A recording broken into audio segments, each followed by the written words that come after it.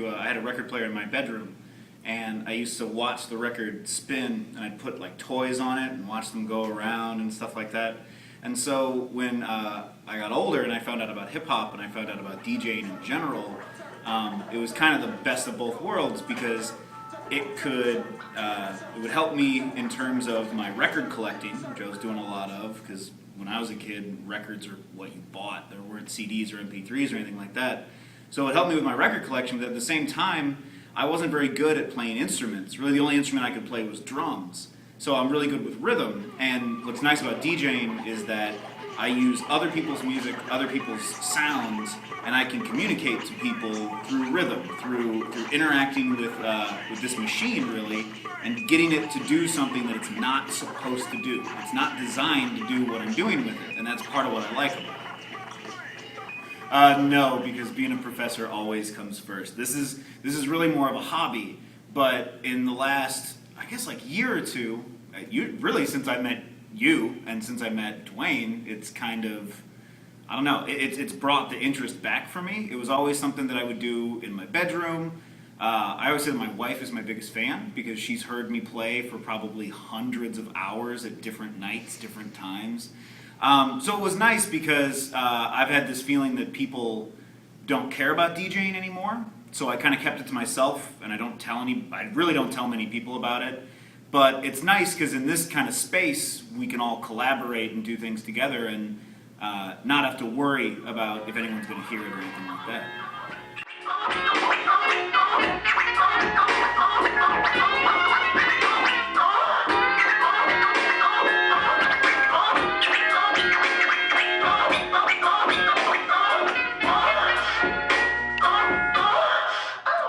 Okay, I don't know if this is exactly true, but what I tell people is that when I was a kid, staring at the record player, I would just be fascinated with how it moves. And a record moves at 33 1/3 revolutions per minute.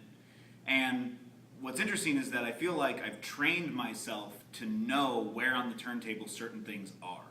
So the records that I was using today are records I've been using for over a decade. And I have to buy new ones probably every 3 years or so, because they get destroyed. But you start learning where they are on the record. And what's nice is that I'm to the point now where I don't even have to look at it. And it's really not, I'm not trying to brag or anything like that. It's just with years of experience and with years of doing the same thing that is fairly repetitive over and over and over again, I've just learned to kind of have the turntable be just an extension of myself. So I know I can look at a turntable that I'm familiar with a record on it, and I know where it is, I know where the sample is going to fall, and I know what I want to do. The other thing, though, that you guys don't hear is that when I make a mistake, I can catch it really quickly and fix it and make it sound like it was something I intended to do. The headphones, though, I feel like they get in the way.